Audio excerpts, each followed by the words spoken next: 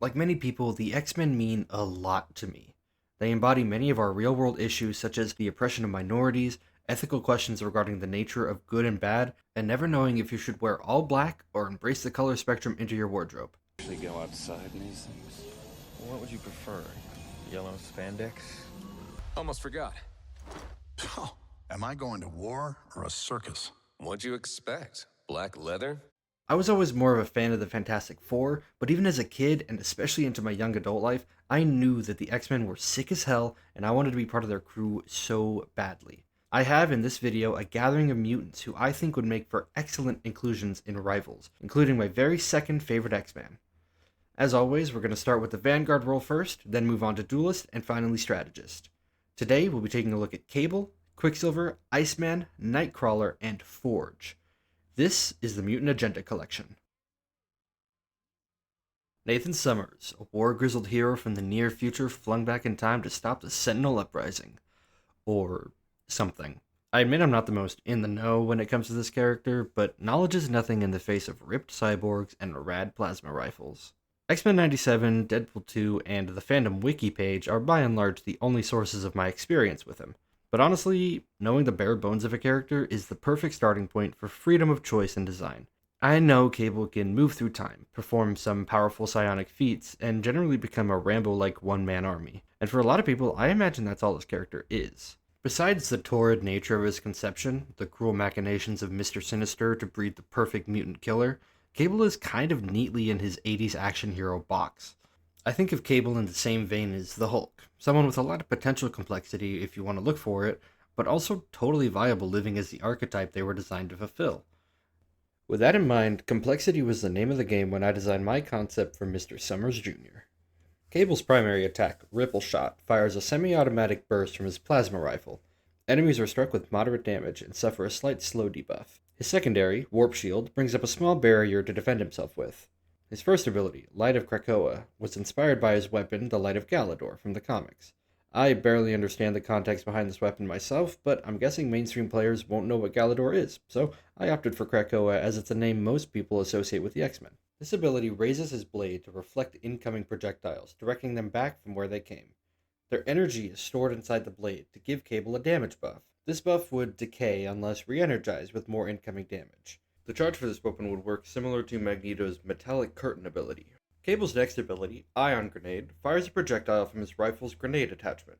The projectile would arc downward like Squirrel Girl's acorns, so gauging its trajectory is important. Once it collides with an enemy or surface, it will remain stuck there until this ability is activated again to detonate the ion-charged explosive. Upon detonation, enemies are dealt big damage and are marked on Cable's HUD, allowing him to see them through walls. For Cable's next ability, Time Mine, we'll also be looking at the passive I've given him. Up first, Time Mine tosses a trip mine where Cable targets. The mine can stick to sheer surfaces and explodes when enemies get too close. Enemies of course suffer damage, but also suffer timeline disruption. This disruption makes them the primary target for Cable's passive, Butterfly Effect. This passive forces Cable's timeline to split as a temporal clone manifests from a potential future. The clone is autonomous and will seek out the enemy that triggered the timeline that created it. The clone has a beefy but manageable health bar, and could easily be defeated if the enemy team focuses on it. Temporal clones attack with Cable's primary and Ion Grenade ability. Cable's timeline will resynchronize if one of three conditions are met. The temporal clone is defeated, the clone's target is defeated, or if Cable is defeated. Otherwise, it will continue hunting its prey with vicious abandon. For his final ability, Body Slide, Cable activates his future tech to enable a blink teleportation. He creates a small area around him as the slide powers up, in which himself and allies are warped a short distance away in the direction he's moving. This would be clutch for saving his team from an oncoming ultimate, like Iron Man's Maximum Pulse. I mentioned in my intro for this character that his origins are a little messy. Being the biological child of Scott Summers and Madeline Pryor, Mr. Sinister's clone of Jean Grey, has left its mark on Nathan's genetic thumbprint. With a slurry of mutant power churning inside of him, it's only inevitable that the pot boils over. Omega's son lets Cable break through his own limitations and pulse wildly with his mother's psionic power. A large radius around him erupts with waves of mental energy, greatly damaging enemies and destroying the environment. Cable also replaces his primary attack with concussive blasts that damage and push enemies, just like dear old dad. He gains a damage buff as the ultimate ends, but becomes unable to body slide for a short time. Cable would play well as a high damage solo tank. Between being in two places at one time, hunting enemies beyond line of sight, and repositioning his entire team with a single ability, he becomes a one-man army the enemy team should come to fear. I wanted to have a finger in as many pies as I could when it came to the broad power set and equipment this hero has access to. I chose not to hold back on giving him a bunch of abilities that provide a high skill ceiling for players. No matter the danger, Cable's the cyborg for the job. Pietro Maximoff is the twin brother of Wanda Maximoff and surrogate child of Max Eisenhart. With a family history like that, it's no wonder he's had a complicated history with morality. Moving fluidly between the roles of hero and villain, Quicksilver has always been one of those characters I had a fondness towards, but never really went out of my way to see more of. As a kid, I didn't know you could just go to a comic shop and pick up titles with your favorite characters in them. Most of my early experience with the character was through X-Men Evolution, my first real X-Men media outside of the Bryan Singer trilogy of the early 2000s. I still affirm that Evolution is a peak show, and probably why I love John Byrne's brown and tan Wolverine costume. I mean, look at it. Perfection. Pietro is often sidelined in external media like cartoons and movies, looking at you, Age of Ultron, and I think that's kind of a bummer. He's not as powerful as the Flash, so nerfing him shouldn't be that big a task, and yet he's constantly relegated to a background character. I'm really holding out hope that the MCU's multiverse saga lands us in a place where this mutant speedster can take a more central role. Before we get into my proposed toolkit for Quicksilver, I gotta get something off my chest. I hate the idea of Quicksilver being a strategist. Not because I want more DPS characters in the game, but because I just don't think it makes sense for the character or his power set. Running to get a health pack and bringing it to an ally is the stupidest thing I've ever heard of. How would that even work? Would no one be able to pick up that health pack at its source until the Quicksilver gives it to someone? More importantly, that's not a power. That's a character picking up an item and bringing it to an ally. By that logic, anyone should be able to bring anyone a health pack. It's lazy game design, and I think the character can be so much more. That being said, I don't pretend to think my concept is better than anyone else's. It's simply mine, and I want to share it. Quicksilver's moveset is contingent on a system of two passive abilities, Mutant Momentum and Fleet Fatigue. This system is fairly simple. As Quicksilver moves, he creates momentum that lets him move faster, and hit harder. This would cap out at a max speed, and any excess momentum would instead convert into fatigue. Fatigue causes his movements and attacks to slow gradually, but not hit any less harder than at maximum momentum. If Quicksilver reaches max fatigue, he's stunned for a very brief time and loses all momentum. All of his abilities burn momentum in some form or another. This would be a high skill ceiling balance act that causes players to think about their attacks and positioning strategically. I imagine playing Quicksilver would almost look like an anime fight, when a character is moving so fast they essentially zip in and out of frame, attacking their opponent from all sides at once. Quicksilver players would run into battle, building momentum on their way in, and burn most of it through attacks before retreating to rebuild momentum away from danger. Wash, rinse, repeat. I know that in the comics, Pietro's mutation allows him to never tire from using his speed, but that's so clearly a lampshade to let readers suspend their disbelief. It doesn't exactly lend itself to balanced gameplay. So for the sake of playing pretend, let's all agree that his whittle wags do in fact get sweepy-eepy. Quicksilver's primary attack, Speed Punches, unleashes dozens of jabs at super speed. These would hit faster and harder as momentum builds and slow down as fatigue builds. His secondary, Shockwave, causes him to take a single step forward at Mach speed, creating a wall of motion that damages and pushes enemies away. This would burn momentum and not be affected by fatigue. I imagine most of Pietro's rotation circling around these two abilities as he runs in to pepper enemies with speed punches before making room to retreat with Shockwave. In between these basic attacks is his first ability, Slingshot, that allows Quicksilver to draft off his ally's kinetic energy. He zooms towards a target ally, overtaking them at speed to launch past. He would gain a damage buff for a short time as he siphons off their locomotion. But the biggest advantage to this ability is that it immediately fills his momentum meter. This would make entering and exiting a battle smooth as silk, as he could start an encounter topped off with momentum and then use the same ability to escape. Which brings me to mentioning this ability has two charges, so using it sparingly to engage and disengage is paramount. His next ability, Sound Barrier Snap, becomes available once his momentum is capped out. Burning all of his built-up speed, Quicksilver explodes forward to shatter enemy defenses. This would turn him into a bullet, greatly damaging enemies and throwing them aside as he rips through. A tunnel of pressurized air would be left in his wake that slows enemies and quickens allies who move through it. Fleet Fatigue would not slow this ability, as it would consume all of his momentum. Pairing this ability with the use of Slingshot would be a clutch move in a team fight to help create space without leaving Pietro to fend for himself behind enemy lines. Quicksilver's last ability, On Approach, burns a large chunk of momentum as he powers forward into a heavy haymaker. This would deal big damage and create an air funnel from the impact to push and damage enemies behind his original target. If he uses this ability whilst running forward, the damage and air funnel effects are even greater. Fatigue would slow his targeting for this ability, but not weaken its damage, making it useful at max momentum. For Quicksilver's ultimate, I actually took inspiration from one of my other favorite superhero franchises, Ben 10. In the show, Ben uses a device worn like a wristwatch to transform into various aliens with all manner of powers and advantages. He treats these alien forms as superheroes in their own right, and my favorite as a kid was a blue speedster he dubbed Accelerate.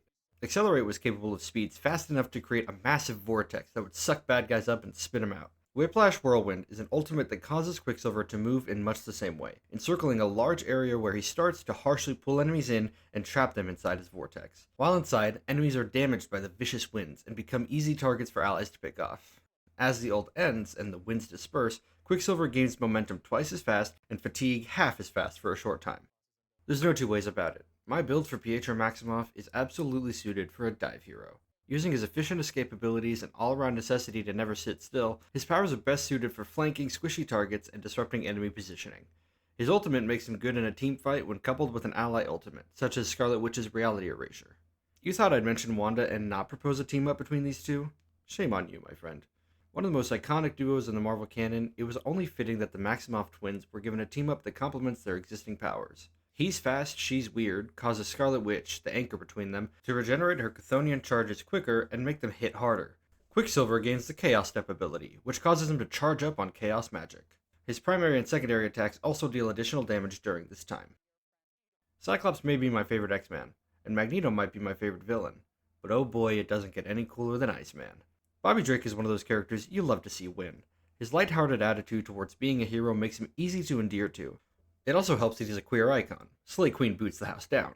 It's hard to pinpoint what iteration of this character I love the most. When I think back to my formative years, it's a hodgepodge of each on-screen version of the character from the 2000s to the early 2010s.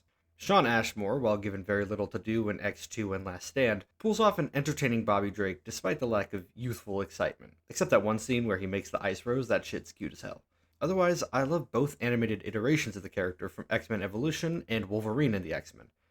As for his role in Rivals, I imagine him playing like a midline damage dealer with a balance between defense and offense. Iceman's primary attack, Ray of Frost, fires a steady beam of concentrated cold from his hands. This would continuously damage and gradually slow enemies the longer they're hit. This would consume quote-unquote ammunition similar to Iron Man's Unibeam. The secondary feature of this attack is that it would slick the ground with icy moisture should Iceman aim low. This is important for later. Frozen ground would make enemies slip and slide in the direction they're moving, making it difficult to change their momentum and direction. Iceman's secondary, Ice Spike, hurls a heavy projectile from his hands. These would be tied to charges just like Human Torch's Fire Cluster. For Iceman's first ability, Piercing Cold, he generates a massive icicle overhead before puncturing it into the ground where he targets. The icicle spears enemies, damaging and knocking them upwards. The ice crystal will remain in place and act as destructible cover for allies. If it touches any ice patches created by Ray of Frost, the shockwave will send ripples through the pathway and make them grow damaging spikes momentarily. Before moving on, I want to circle back to Iceman's primary and talk about those ice patches I mentioned. Should he continuously blast the same area of black ice, he'll begin to create a pillar of packed snow that grows just as tall as him. This would be a useful tool for creating even more cover for himself and allies as he steadily builds entire walls of destructible snow. His next ability, Exothermal Eruption, brings all of this together as Iceman violently explodes all of his existing ice crystals and snow pillars. This will deal crazy damage and slow enemies, making it an efficient point-clearing attack. Lastly, Iceman is known for a very iconic transportation power, which I stole for his final ability. Ice Slide lets Bobby create a continuous bridge of black ice that he can ride into battle. The slide deteriorates quickly behind him, but can't be passed through by allies or enemies. Iceman is known as an Omega-level mutant, with the power to bring the world to a frozen halt if pushed far enough. While the character in the comics has been around for decades, he's notorious for not having explored the full potential of his possibly cataclysmic powers. Luckily, Rivals is a video game, and we don't need to worry about silly limitations.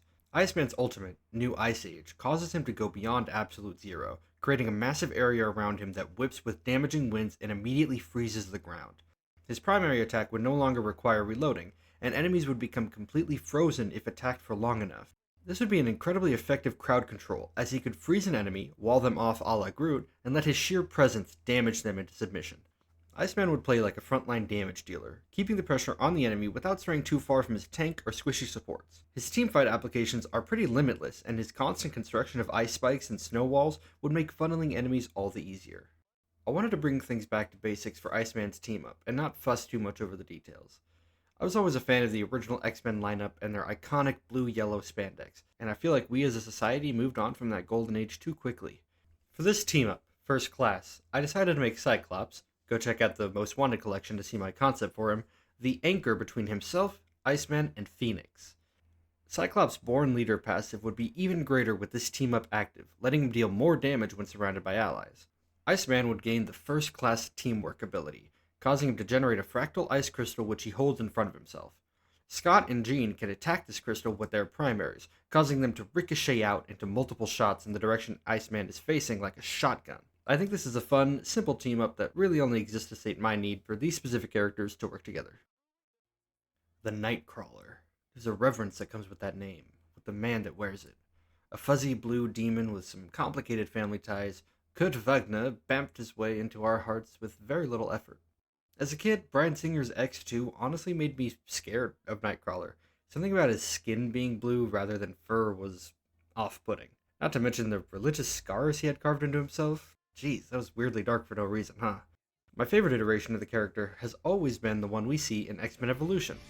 I've said it a lot in this video already, but this show was total peak as a kid.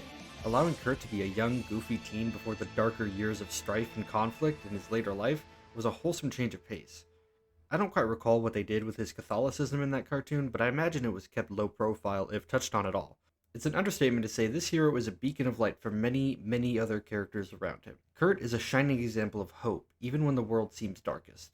I wanted to focus on a faster paced kind of gameplay for this hero, letting his teleportation be the planet his abilities orbit around. I'll quickly touch on his passive ability, Lurk and Lunge, which lets Kurt jump higher and further than most heroes. He's also able to cling to sheer surfaces and wall crawl like Spider-Man. Nightcrawler's primary attack, Hope Sword, causes him to deliver a swashbuckling slash in rapid X shapes. His secondary, Bamf, is a big part of Kurt's gameplay loop. Tied to a replenishing meter, Nightcrawler's teleportations allow him to blink in the direction he's moving. The longer one holds the button, the further he can travel. This will also cause more of the meter to be consumed.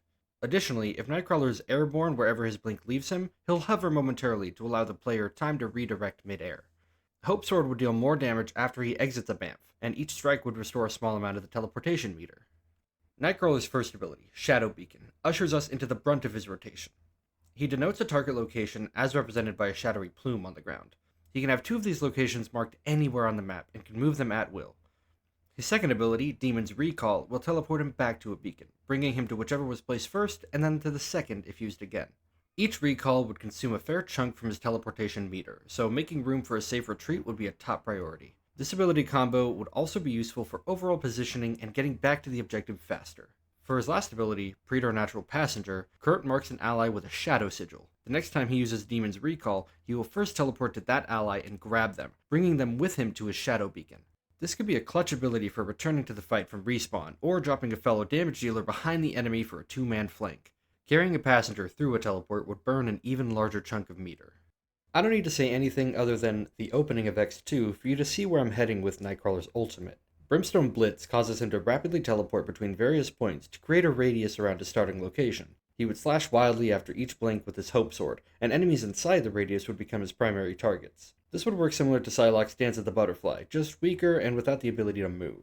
As the ult ends, Nightcrawler returns to his starting position, and the former radius becomes shrouded in brimstone smoke, slowing enemies that pass through it and obscuring vision. Additionally, his teleportation meter would refill quicker for a short time after.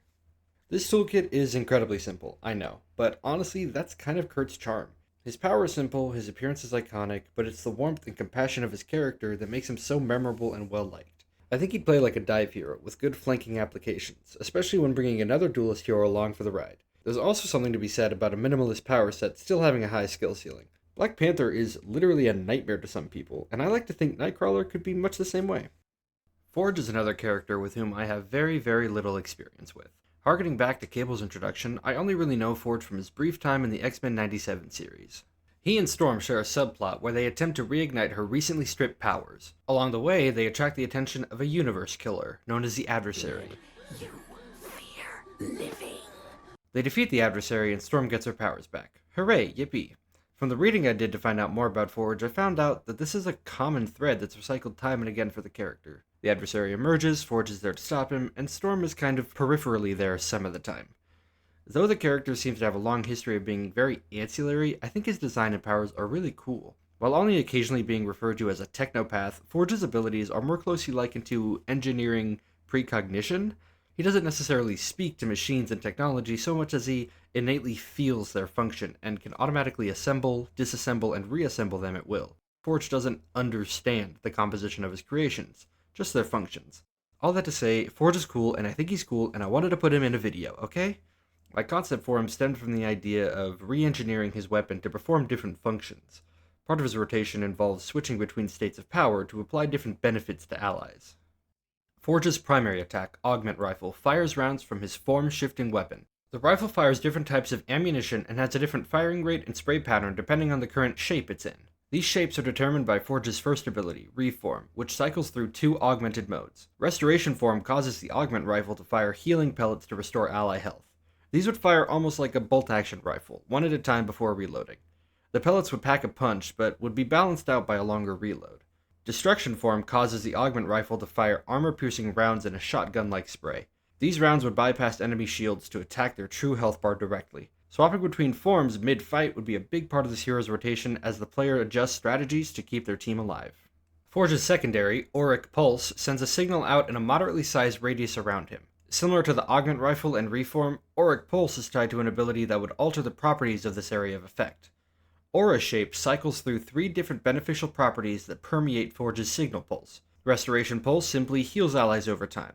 Destruction Pulse conversely increases ally damage. Acceleration Pulse increases movement speed for allies and Forge himself, making it a useful tool for rallying after a team wipe. Only one shape can be taken at a time and can't be changed once the signal has been sent out, so cycling through them and using the right shape in the right situations is very important. Before talking about Forge's final ability, I'll quickly touch on the passive I've given him. This character has roots in the shamanic magic of the Cheyenne people. Though Forge spent a lot of time with his back to the ways of his people, he ultimately found spiritual balance with his ancestral power. I wanted to touch on this history without drawing too much attention away from his overall ability rotation. I also wanted to include his pseudo-nemesis in his toolkit in some fashion.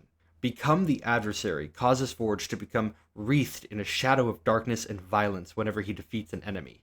The Adversary lashes out from the shroud and wildly swipes his clawed hands all around Forge. This would deal damage to enemies nearby for a few seconds until Forge centers his mind and magically chains the demon back in its hole. I don't know why the Adversary is seemingly trapped inside Forge, but I'm not the one coming up with Rivals lore here, so I'll leave that up to my betters. I chose to reference a darker chapter in this character's past for his last ability. Forge was one of the more important characters in the Marvel canon to successfully create weapons designed for inhibiting an individual's powers. He was even responsible for stripping Storm's elemental mutation during the storyline that introduced us to the Adversary. While he looks back on this creation with deep remorse, he also understands its potential as a tool for good. With that history in mind, let's take a look at his final ability. Suppression causes Forge to launch a power-dampening cuff at a targeted enemy. The cuff will lock one of the target's abilities for a short time until the cuff loses power and deactivates. The locked ability can't be used until the activation, and is noted by an icon above the target's head similar to Rogue's ability absorption. An added benefit of the cuff is that it relays location data back to Forge, allowing him to see the target through walls. I landed on Forge's ultimate ability pretty quickly as I felt it was the only real destination for the road that his rotation travels. Rainbow Field supercharges Forge's aura, causing its radius to vastly expand and rapidly cycle between each pulse form. All at once, his restoration, destruction, and acceleration pulses would permeate his area of effect to heal, buff, and quicken his allies. This would work almost like a Luna ult and a Mantis ult combined. Oh god, I get shivers just thinking about it. Forge's Auric Pulse secondary would be on a long cooldown as his ult ends, forcing him to rely on his healing pellets for a while after such a powerful defensive ultimate.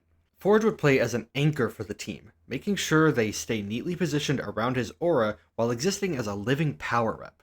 His AoE buffs and suppression ability counter would make him excellent in team fights. As I said before, Forge was a character I was greatly unfamiliar with until very recently. Reading through some of his material and seeing the threads his actions have sown across the X-Men mythos has brought a respect for him that I didn't really have before. He's not overly complicated and rarely a mainstay player, but his presence is definitely felt when the need for his power, mind, and wisdom arises. I wouldn't mind seeing more mainstream depictions of this character, especially as we near a more X-Men-centric MCU.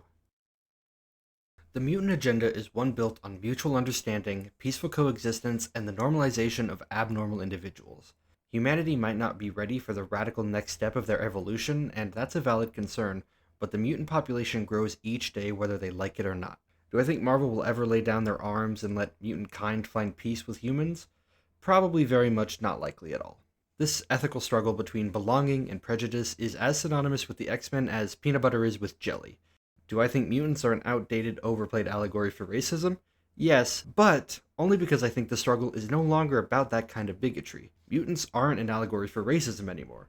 They're an allegory for being queer. Think about it. The so-called mutant culture is far more about individualism than creed. Despite arguing for the cause as a whole, most mutants care about finding comfort in society as a person, not as a species. The freedom to simply be is deeply rooted in the text. Mutant and proud is the perfect tagline to mend both of these issues in my opinion. It says, I'm proud to be myself just as much as I'm proud to be part of this group of people, this minority.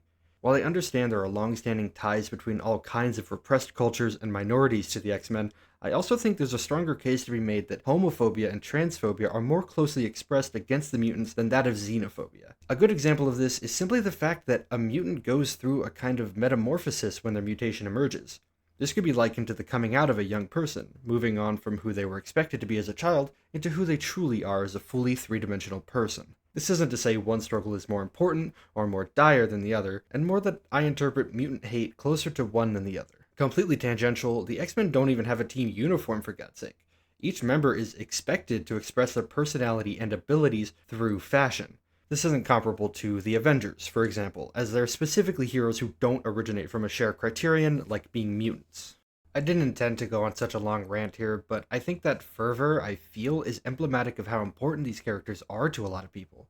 The ease with which people can so freely apply their struggles, whether based on skin color or gender identity or mental illness, says a lot about how impactful these stories can be. It tells us that we're seen, and we too can hold the power to shape our world for positive change. Whew. Now that I can see through the tears, I hope you enjoyed today's video. I had a lot of fun working on all these amazing characters, and I look forward to keeping this train rolling. Please consider liking and subscribing if you like this kind of content, and feel free to leave a comment below with any heroes or villains you'd like to see added to the game. I'll see you all next time, and please remember, you have innate worth and deserve happiness. Bye!